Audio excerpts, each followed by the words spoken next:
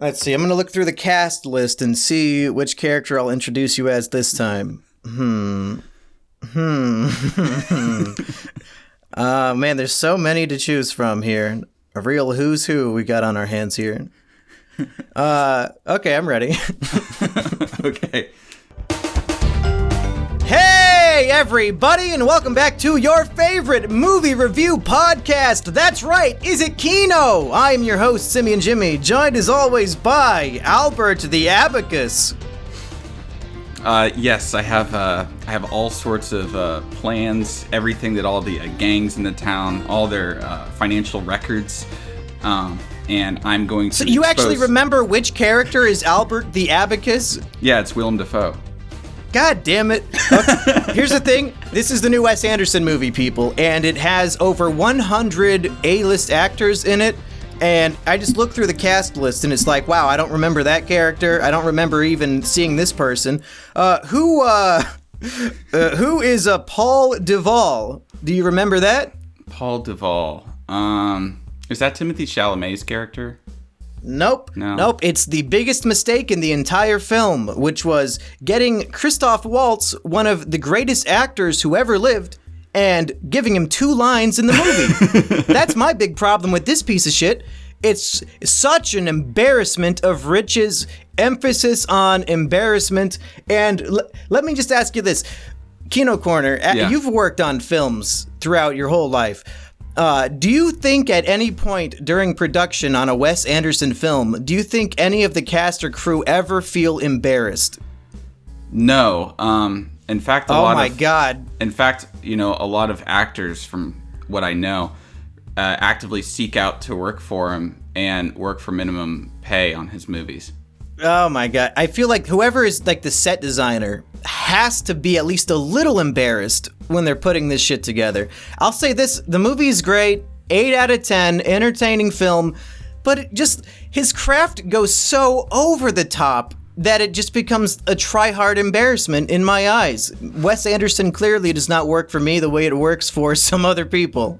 Yeah, I mean, I really liked it. Of course, you know, people know that I'm a big Wes Anderson fan, and I really liked it, especially when you're talking about the production designer Adam Stockhausen. You know, he's been working with Wes Anderson for quite a while, but you know, a lot of these sorts of, you know, like the cafe where they are, things like that.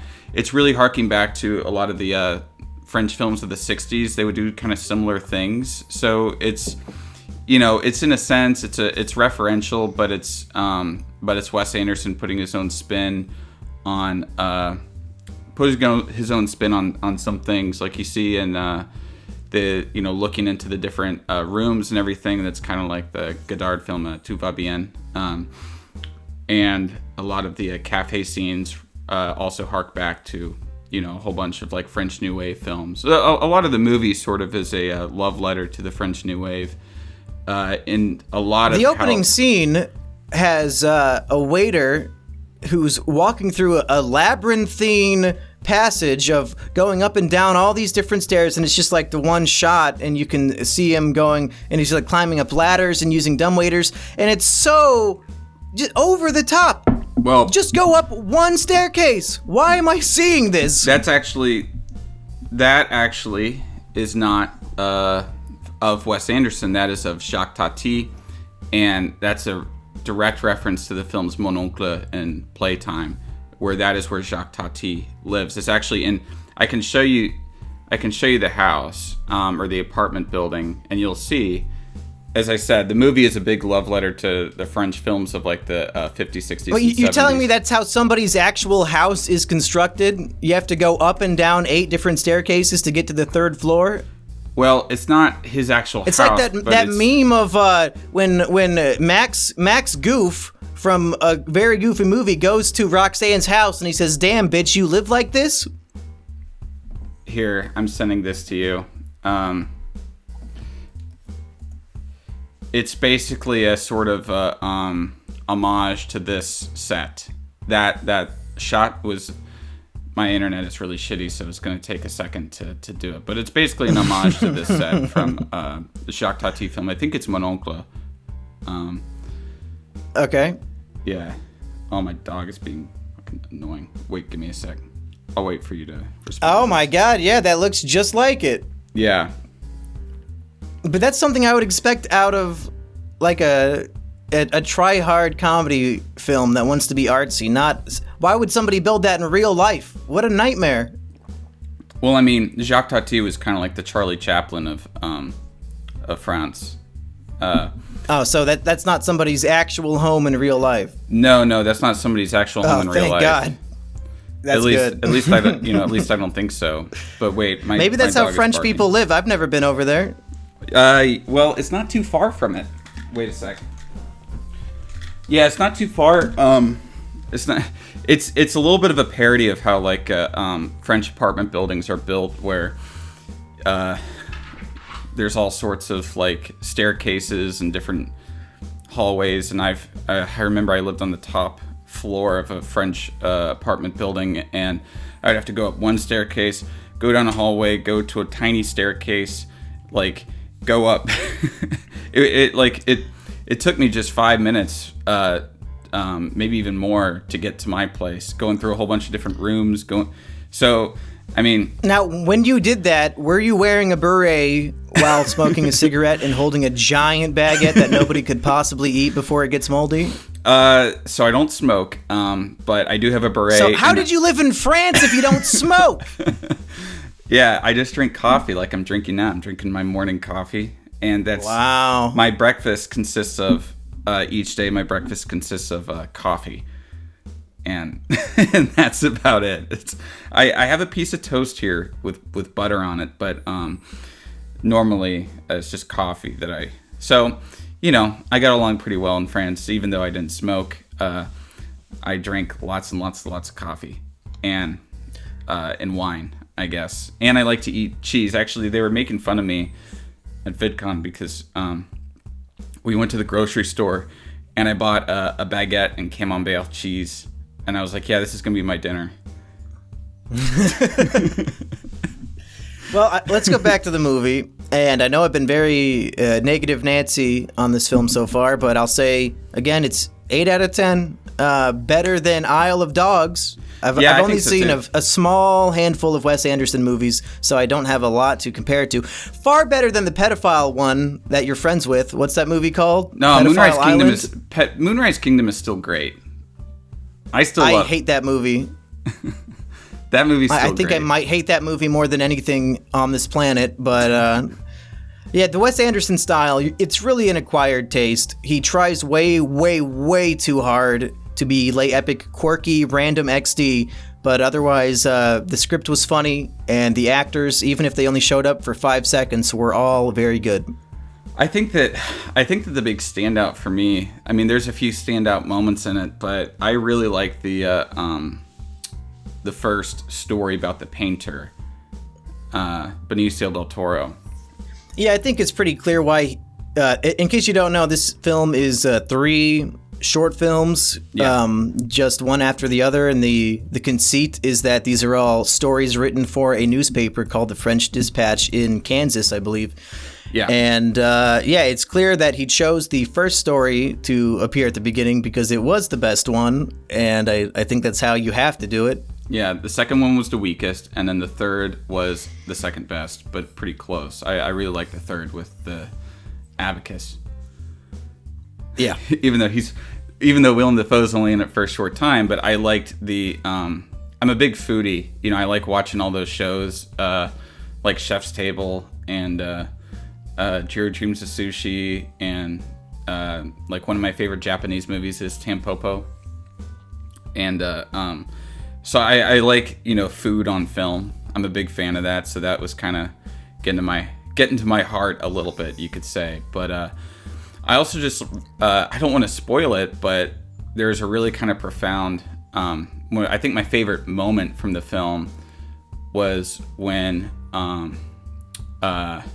Roebuck Wright is talking to who's played by Jeffrey Wright. Is talking to the Japanese chef after all the events occur and what the Japanese chef does. that was probably one of the better scenes, yeah. Yeah, I think that might be my favorite scene in the film. But as a whole, the first one.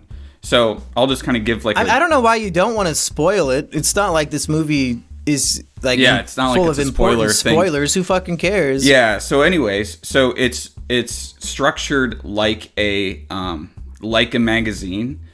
So it opens up basically with the with the cover of the magazine, and then it kind of delves into a little bit of a backstory, and but it's part of the opening of the magazine, because what this is supposed to be is that Bill Murray's character, the editor, dies, and this is and the French Dispatch is ended, and so this magazine is essentially an obituary in a sense, a collection of 3 of their favorite stories from across the years, the 3 decades that the French Dispatch existed in Ennui, France, and the town Ennui, which is sort of a amalgamation of every French city and small town. It's a made up space, but you can tell when it's talking about Paris or when it's supposed to be some sort of like smaller town and whatever. And I think that it was a better idea having it take place in a fictional town, so that people aren't like going like, oh, historically, that's, or whatever. But anyways, so it's structured like a magazine where it opens up with sort of a brief like introduction to the city by Owen Wilson, which is like a travelogue sort of thing. Which I think that 2-minute Owen Wilson scene was better than the second short film. Yeah, the Owen Wilson, actually that travelogue scene was really interesting. It was really nice. That should be a YouTube video. They should post that online.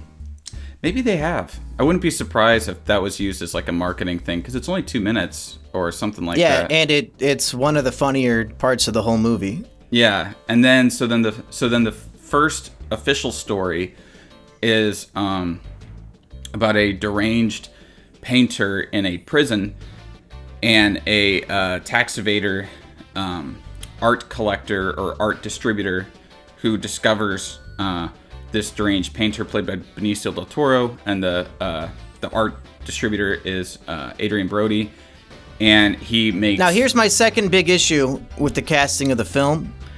The Benicio del Toro, this deranged artist who is locked up in prison, starts a love affair with one of the security guards, played by James Bond's girlfriend from the final 2 James Bond movies. Yeah. And you get to see, he paints her while she's nude, and you get to see full frontal and full back. You get to see every inch of this woman's nude body in every conceivable position.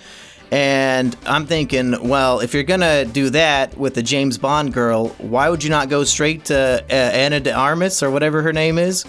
What's that bitch's name? Ana de Armas, yeah. Yeah. Why do I have to see James Bond's ugly girlfriend naked when I could see Ana de Armas naked? That's my second strike on the film. Maybe because Ana de Armas didn't want to do it. Léa Seydoux was in Blue is the Warmest Color. She's not afraid to bear it all on film.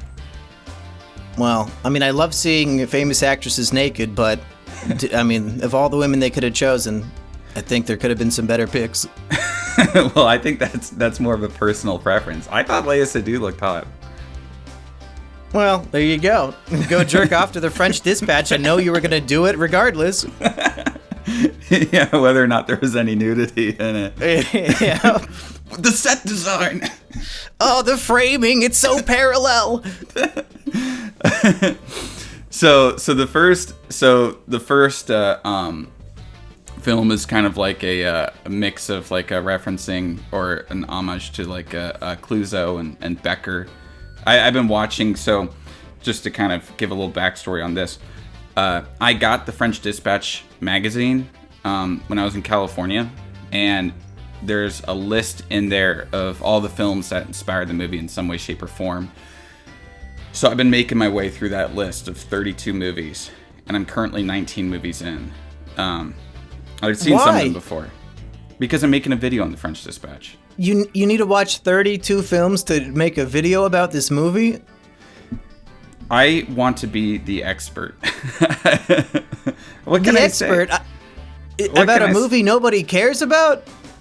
I mean, yeah, sure. Yeah.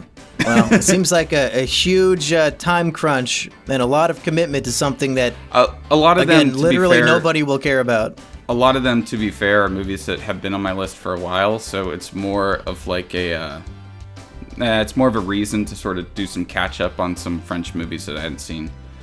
At that same time, I don't think I'm going to watch all 32. I told you the other day, I think I'm calling it a cap pretty soon. See, even you, a kinophile, can't handle that much French, pretentious new wave bullshit. To be fair, a lot of it aren't the new wave, but the Godard films. It's not? The Godard films were painful to sit through. Yeah, I bet. Yeah, so then that leads us to the second one, which is about the Students' Revolution of 1967, which was a big deal in Paris at the time. And that section is probably the most French New Wave of the movie. Obviously, kind of taking hints from like Truffaut, but mainly Godard. And I think that's one of the reasons why it is also the weakest, is that he's kind of taken hints from Godard, and I don't like Godard, so. Here's my question about the second part of the movie. Why do artsy-fartsy directors, why do they have an obsession with Timothée Chalamet being a victim of pedophilia? That's 2 movies now. 2! Well, to be fair, he's like... It's gonna be a fucking 22. hat trick of pedophiles soon. Well, to be fair, I mean, how old is he? He's supposed to be a college student in the movie. He hooks up with Frances McDormand, who is older than my grandmother. How old's your grandma? 90. Well, my grandma's dead, so I can't really speak. Lucky you. Yeah, I mean, that was more of just like I thought it was more like a Harold and Maude sort of thing. Have you ever seen that movie? Was one of them 90 and the other 20? Timothée Chalamet is like my age. No, he's not. He's born December 27th, 1995. He's playing a student in the film! A college student. A university student. And it's okay for this 70-year-old predator who is a reporter doing a story on him to fuck him? That's fucked up. I'm not saying it's okay, but what I'm it's saying not as is that bad it's as not pedophilia. Call Me By Your Gay Pedophile Name. That's way worse. Yeah, well, this that one was at least is legal. Yeah, Call Me By Your Name. That was some pretty creepy shit. I literally left the movie halfway through. I saw it in theaters, did not finish. Evidently, he has sex with a piece of fruit at the end. I'll never know. I will never finish the film. Oh, I forgot about that.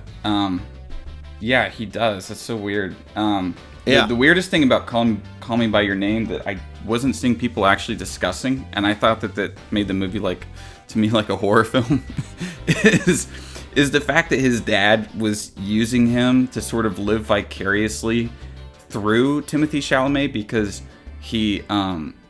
his dad was in love with Armie Hammer, and like he was really pushing them to have that relationship with each other, and he really pushed degenerate. And I was like, so he's literally just like wanting to sort of have this sexual experience through, like, vicariously through his own son. I thought it was gross. Yeah. Yeah.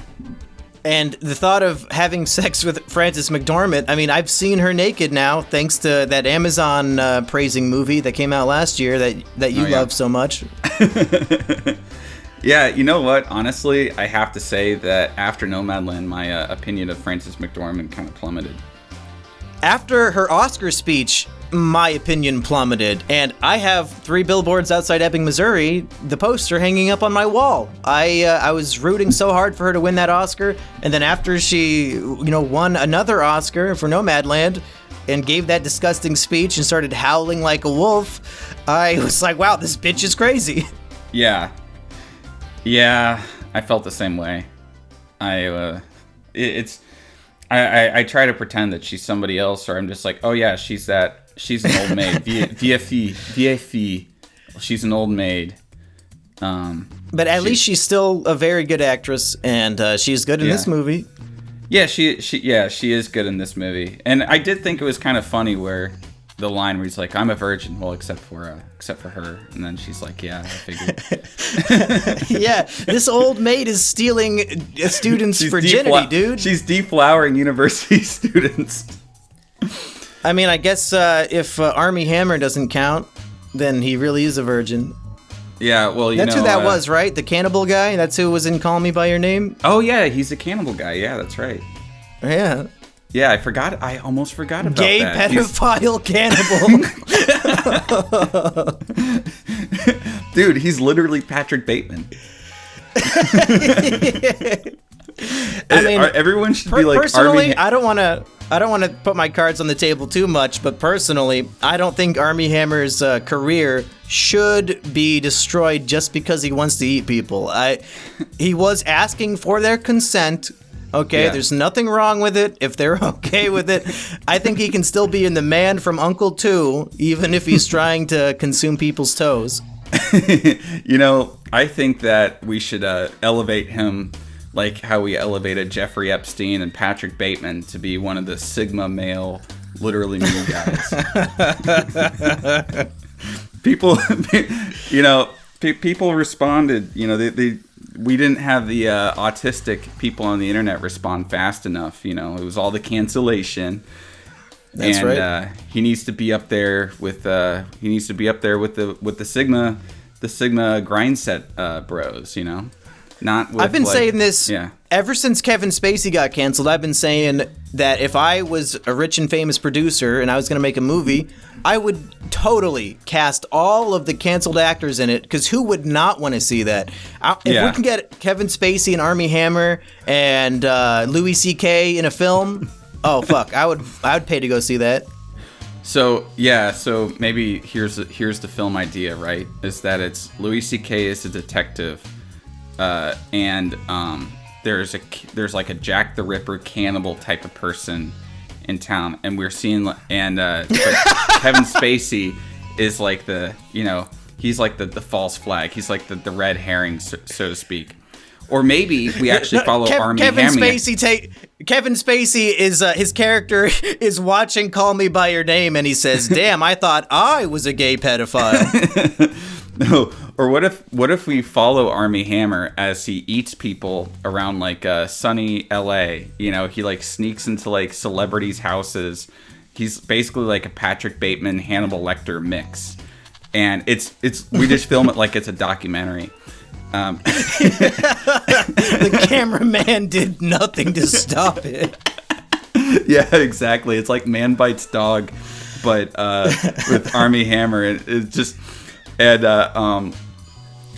and then Kevin Spacey maybe is like his mentor or something like that. He's like a guy that they're friends with. He's his gay lover who he met when he was 13. Yeah. Oh yeah, that's good. That's a good one. And then Louis C.K. is a detective. He's a detective, but he's been shamed because he was publicly masturbating. Yeah, he's the detective who can. Have you ever seen Death Note? Yeah, a long time ago. So the character L is the world's greatest detective, and his thinking power increases by 20% when he like puts his feet up on the chair and sits that. So maybe Louis C.K. is the detective. He can only solve the mystery if he starts masturbating. And every time he cracks the case, he has to jerk off. This movie is literally writing itself, and I bet it'll be better than most of the shit I've seen this year. It'll definitely be better than the Eternals. Oh, and let's cast Gemma Chan from the Eternals, and she wants to fuck every white man on Earth. Yeah, she's like a streetwalker, but like she'll only go with white men, and we just have a whole bunch of scenes of like Asian guys going like, "Hey, you want to come back?" She's like, "No," and then she calls them a whole bunch of like Asian slurs or something like that. Yeah, great. And she has to do like a really offensive Chinese accent. Oh no, me no like you, yellow boy. I only want the white man. And maybe Robel can be the understudy for the film. Oh yeah. And that's how we can get Robel a visa to America. I'm having more fun talking about this fake movie than talking about The French Dispatch. But we should get back to at least finishing up the conversation. Yeah, getting to the go third. ahead. So getting to the third story. The third story is about a Roebuck Wright, Jeffrey Wright, and he is talking about how he had this dinner with Mathieu Amalric, who's the commissariat of the French police force of Ennui. But as it so happens, the night that he goes to have dinner to talk about the food, that was made by this amazing Japanese chef, the commissariat's son is kidnapped by one of the gangs in town, or a meld of the gangs in town, who want the police to execute Willem Dafoe, who is the abacus. And so it becomes this sort of game of cat and mouse as they try to get the son back and kill the bad guys, and what's interesting is that you are describing the plot of this short film perfectly, and yet there's no mention of Christoph Waltz's character. He's not in that one. Is it not? Is it? Yes, he is. He's in the second one. No, I'm describing the third one. Oh, he's in the one with the kidnapping, is what I mean. Right? No. He's in the one with Timothée Chalamet. Oh, okay. Well, yeah.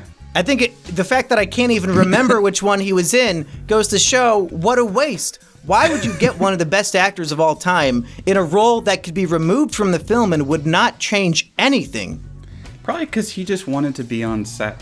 Honestly, I think it really comes down to that. That's not art. I mean, it's fun. You don't just throw shit in. It's like a 5-year-old baking you a cake, and he's like, oh, I'll just throw in whatever's in the fridge. Oh, I know that olives don't belong in a cake, but fuck it, I'm 5. I can't help myself. I'm going to throw literally every ingredient into this. Have you ever even though it might not taste good.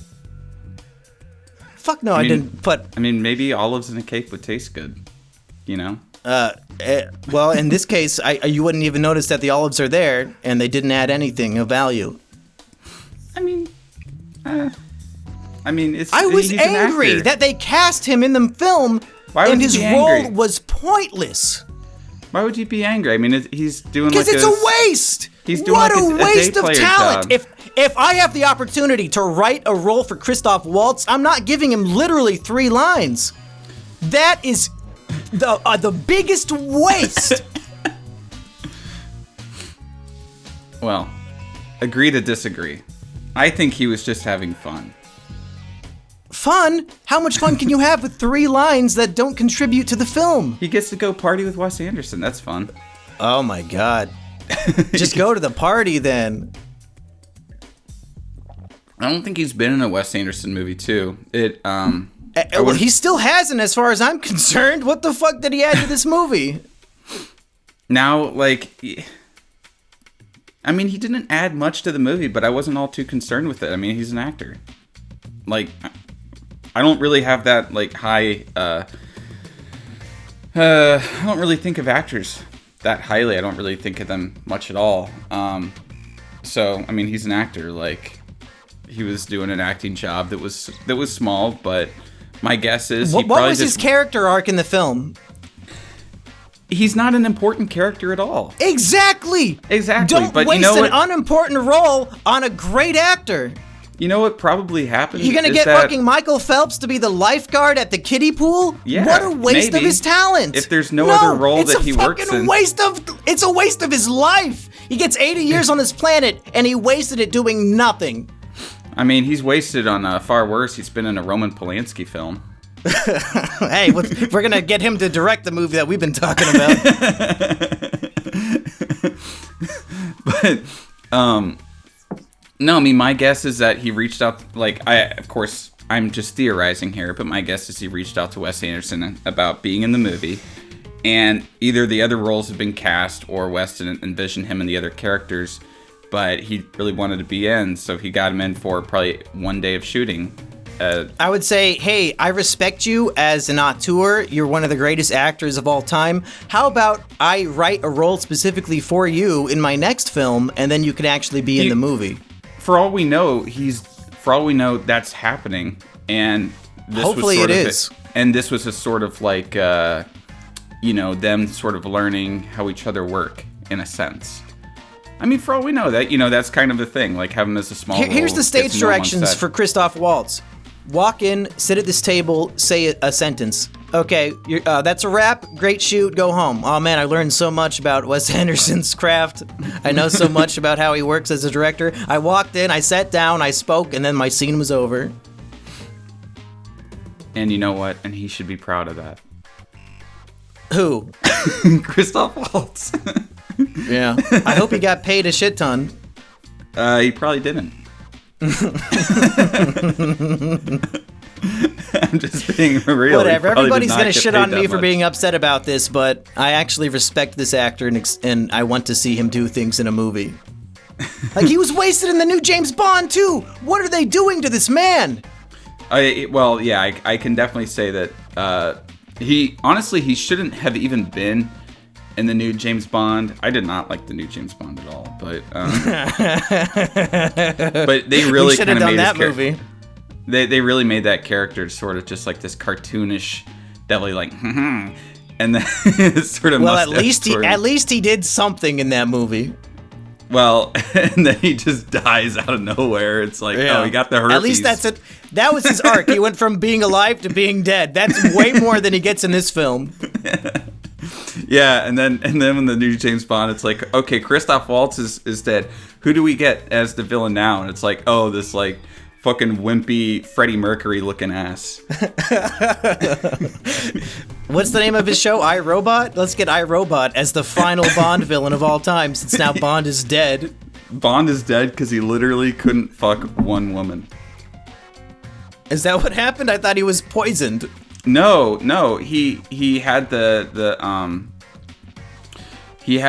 nano herpes, so if he like touched Léa Seydoux or whatever, it would kill her.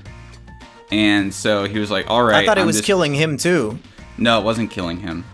Oh, okay. No, like he seemed pretty weak and dehydrated. No, because see, like the thing is that he'd been infected because of Léa Seydoux, to be honest. Because remember, she gave him the nanobots that he killed Christoph Waltz with when he completely broke character and was like, I'm just gonna beat up Christoph Waltz in this maximum security prison for no reason. And he killed him that way. But then at the end, Rami Malek stabs him with the thing that has like the genes, it was like the blood or whatever of his daughter, and Léa Seydoux. So then James Bond is like, all right, I'm just going to kill myself now because I can't go back to them. This daughter that I never knew for my entire life. And Léa Seydoux was I think you might be memeing the plot of the film a bit. They had to nuke the island to stop whatever big bad weapon is going to go off, and he had no time to escape. So he sacrificed himself to save everyone on Earth. I don't know if it was because he couldn't fuck. No, he could have escaped. That's the thing. They weren't nuking it. No, he couldn't have. There was no time. And here's the other thing about that, right? So he does all that, and then iRobot just magically appeared back in the thing and opened everything back up. Why did iRobot even go back? Why does he go back? Like, he's leaving. He's like, all right, I'm leaving. Like, basically, shit's over. And then nobody is back in the base except iRobot just, I guess, like, teleported there to just, foil James Bond's plans out of nowhere. It made absolutely no sense. So James Bond has to go back up, do it, and then he's like, okay, well, because I can't have sex with Léa Seydoux, I'm just gonna like stand here and let the missiles hit me, and that's how James Bond is gonna end. I think he maybe could have escaped. I mean, I've seen other James Bond movies. James Bond has gotten away, under more ridiculous circumstances. He should have taken a note from the ending of The Dark Knight Rises. I thought they were gonna do something similar with that, where he basically faces Alfred death. Shows up at a French cafe and James Bond is there. Yeah, it's just the ending, but you just replace the one shot showing Daniel Craig instead of Patrick Bateman or Christian Bale. Yeah, they should have done that. Yeah. Yeah, and so, I don't know. Wouldn't that be based if we literally see James Bond get struck by a missile and then, like, in the post-credits scene, he's still alive? That would have been funny. He was like, well, it didn't exactly hit me. Well, you know what? That would be believable because in that one, that one action scene where he's, like, going up the tower and they're, like, and he's, like, killing all the people going up the tower. How many grenades do they throw at him? And he just basically, like, covers his face and the grenades blow up and he's fine. Like maybe Q gave him a special gadget and he said, "Oh, this watch makes you impervious to missile strikes." Oh, okay, thanks, Q. What I actually the real reason I think James Bond died at the end is because Daniel Craig was getting really tired of them bringing him back on to do more Bond movies because he's openly said that he doesn't like shooting James Bond films, and yeah, it's got to be rough when it's a 5-movie series, and movie 3 is about how he's too old to still be doing this. Yeah, yeah. Like, why are we still forcing this old man to do missions, dude? Yeah, and like movie 3, Skyfall is where it just should have ended. Like, it was like, it's a decent trilogy. Quantum of Solace, not so great, but Casino Royale, Skyfall. I like that Quantum great. of Solace had somebody die on the set. That was pretty cool. Oh yeah. I remember that controversy from when I was a kid. Yeah, and remember the other movie where somebody died on the set was Deadpool 2. They died for real art. Did Alec Baldwin show up? Yeah, that's the Hollywood mystery, right? It's just like every time there's a death on a set, you just see like somebody's gonna get shot on the set of Boss Baby 3. You just see in the crowd of people gathering around. You see Alec Baldwin for just a second. You look away, you look back, and he's not there anymore. He has a cameo in every film where somebody died on set. Anyway, I don't want to make the French Dispatch episode longer than 45 minutes. Okay. So let's conclude this. So let's finish it up. So that third story, it's a really fun, it's a really fun story. He takes a lot from Hitchcock in that third story. The Man Who Knew Too Much. There's some definite parallels between that one and The Man Who Knew Too Much, especially kind of near the end. And it's got that good sort of comical action in it. And then the movie ends as basically it ends with the creation of the journal that we've been seeing. So it kind of ends on a bit of a meta note. Yeah, I mean, I really enjoyed it. I've seen it twice now, and I saw on Twitter you said it's your movie of the year. Yeah. So initially I was like, okay, I really like this. Are you forgetting about Clifford?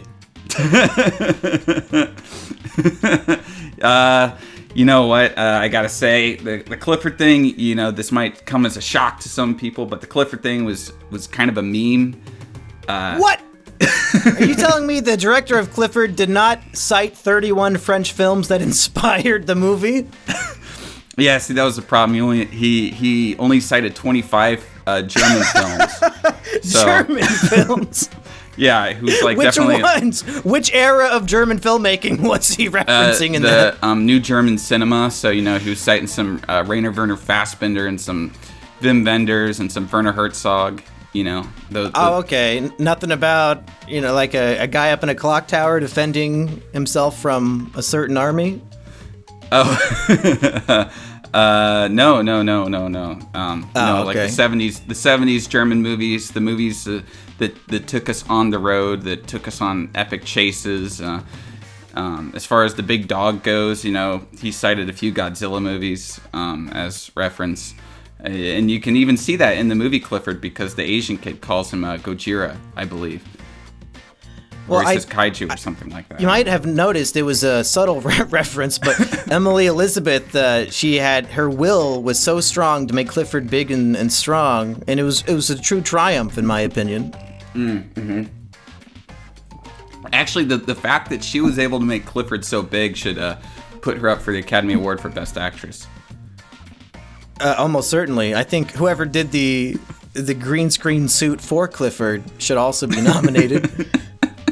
Can we just get the cut of Clifford where it's not the CGI dog, it's the man in the green screen suit? Yeah. No, they got an actual 20-foot tall man to, so that people would know where the eye line was if they want to look at Clifford. It was Carol Strucken. Enough about Clifford. We've got to finish this fucking Wes Anderson bullshit. Yeah, I mean, I keep ruining it. Second time I saw it, I noticed a whole lot more stuff in it, and I remember I need you to red pill me on this movie very quickly, because I watched Ralph the Movie Maker's review, and he said that all 3 of the short stories interweave and have references to each other, and I was looking for them and did not notice them. So what did I miss? Interweave and have references to each other, and maybe very, very subtle references, but no, but so maybe Ralph is full of shit. He might be, because the thing is that they're also supposed to take place at like different points in time. I was waiting for one of the prisoner artist's paintings to appear in the background or something, but I never saw anything like that. I mean, maybe I'd have to watch it again. Like I think the prisoner, like the first one, is supposed to be like in the late 40s to the 50s. I think that the Roebuck Wright, the third one, is supposed to be in a mix of the 70s and then the late 50s or early 60s, and then. But he's telling the story in the 70s. And then I think that the second one, the Timothée Chalamet one, that's definitely supposed to be in 1967. So they're in different times, So I don't know. Like, maybe we should Google it. I didn't notice any sort of interweaving of them, but. Maybe I guess Ralph the Movie Maker truly is a better critic than both of us combined, because he clearly noticed all these very subtle clues. And the French Dispatch connected. Let's see.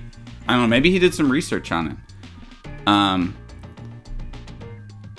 it. Maybe he did some research. Like, I've only seen the movie twice, but I haven't done, aside from watching the films that inspired it, I haven't done much research because I've been working on my other video.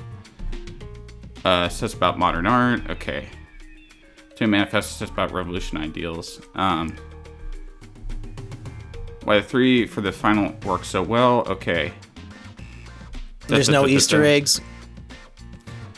In each of these stories, the writers almost completely lose track of what they were originally set to cover with their respective subjects, and instead stumble upon something magical that offers them a new perspective on not only their craft but also their lives. Each of these 3 writers, other people don't seem to notice it. Well, Ralph Sepe, I know you're a big fan of Kino, so let us know in the comments what the fuck you were talking about.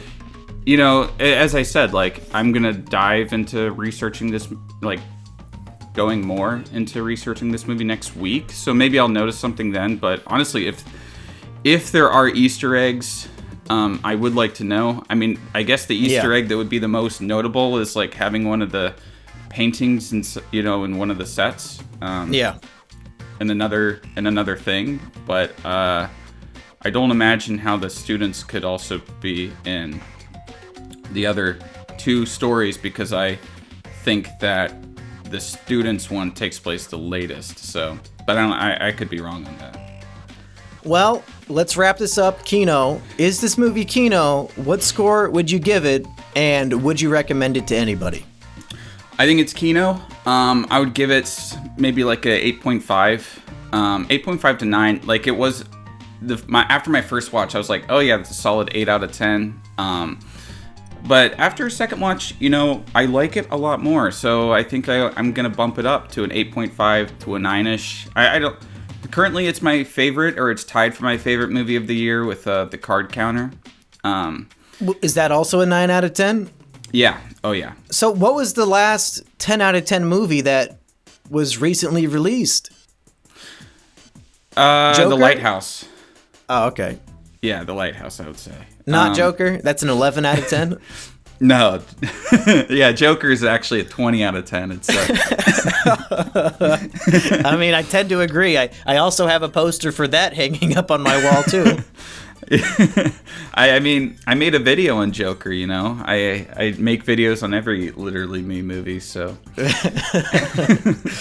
Well, I mean, I don't know if I would call this Kino. I'm not all that interested in watching it again, personally. I was entertained in the theater. I got a few laughs out of it. I thought Owen Wilson's part was pretty creative and fun, and I would like to see him review My City in the same way, being as brutally honest as possible about how dingy and shitty it just might be. Yeah, you nailed it by saying the order of best to worst in the short films is 1, 3, and 2, but I assume everybody feels the same way. And poor Timothy Chalamet, I hope he looks like a man soon so that they stop having him get molested. So I'll say that I think it's Kino. I think that's obvious. Okay, Kino, do you have anything coming out soon on your channel that people should look forward to? Yeah, in fact, when this movie's going to release digitally, so it's had a really kind of fucked up release schedule, where they said it was everywhere and then it was like playing in like just random theaters. So, but it will release digitally on, I'm guessing, like Amazon Prime and whatever other video on demand services, December 14th. So if it hasn't come to your city yet, you can just watch it at home, probably like 2 weeks from now. And I will be coming out with a video on the French Dispatch around that same time. And this week, I'm assuming this is going to release Tuesday, so this week I'm releasing a video ranking every single A24 horror movie from my least favorite to my favorite. It's a big video, so I'll be releasing it. Are you actually going to include the one that I made? Yeah. I really hope you do. That's okay. So it's going to be for the real Mumkey fans. A little bit of a spoiler here, but at the end, I'm going to be like, wait, I stumbled upon something. This is the lost A24 horror movie. I true forgot. number You wanted one. me to, I need to record something for you right now, don't I? Oh yeah, you got to record the one line. Here, scroll up and. Okay. Kino wants me to record a line for his video, so I'm going to do it right here, and then I'll clip it so that he can download it and use it. Yeah. Did I give you the the one that starts off with "What the hell"? Yeah. Okay, I'll do that right now. What the hell? What do you mean? Wait, what do you mean with... This has jump scares. Okay, I got this. I should have read it before I started, but here we go. What the hell? What do you mean with this has jump scares? I exclusively watch slow burn, bone-chilling, atmospheric A24 released horror films with proper character development. We can cut out the part when I fucked up. Yeah, that sounds good. Just click that and send it to me. Okay, perfect. That'll be $10 on Fiverr, so go ahead, and my PayPal is in the description. Yeah, so when are you going to cover my movie ticket costs for the show? Oh, shit. Hey, nobody forced you to see this twice. That was on you. All right. So I guess House of Gucci and Last Duel next? If I can see Last Duel, when is that coming out? It's coming out digitally on Tuesday, when this drops. Okay, yeah, and I can watch it by... And then that other Kin romance movie, Wolf, is coming out. We're going to do that one with Weekend Warrior? Maybe. If Does Low Res want to come on for that one? It depends on if it's going to be showing in theaters or if it's also going to be online. The Wolf movie, I can guarantee you, is not going to be in any theater near me. It's playing in the theater in my small town. What? I thought this was like a tiny... I thought so too, and then I was like, I'm just going to look at, what's playing next Thursday night, what are the preview screenings, and Wolf was number 1, so... What? Yeah. Oh my god. Well, I hope it's out digitally so that somebody else can join us for that masterpiece. Yeah, and then I think that if that doesn't work out, Weekend Warrior would join us to talk about the Netflix Leonardo DiCaprio movie that's releasing on Christmas. Oh, yes! Thank God. I've been waiting for some Leo Kino for so long now. Finally, he's back. Yeah, he's been too busy going to all the Greenpeace conferences with his harem of women, Wait, so is Weekend Warrior not going to have access to the new Spider-Man movie since he is stuck in the Philippines or whatever? Yeah, he's stuck in the Philippines where all the cinemas are just closed down because of COVID. Oh, fuck that. Yeah, so anything that we bring him on has to be something that he can access on a digital platform. Okay. Well, Yeah. look forward to all that. We'll be back next week with a double feature of Ridley Scott, who hates cape shit, so his movie better be better than every cape shit ever made. And spoiler alert, it's not. Well, The Last Duel is really good. Go see that one. I'm looking forward to that one. It's gonna be talking about probably it's gonna be 25% talking about the good movie and then 75% talking about the not so good movie. Okay, bye everybody. Bye.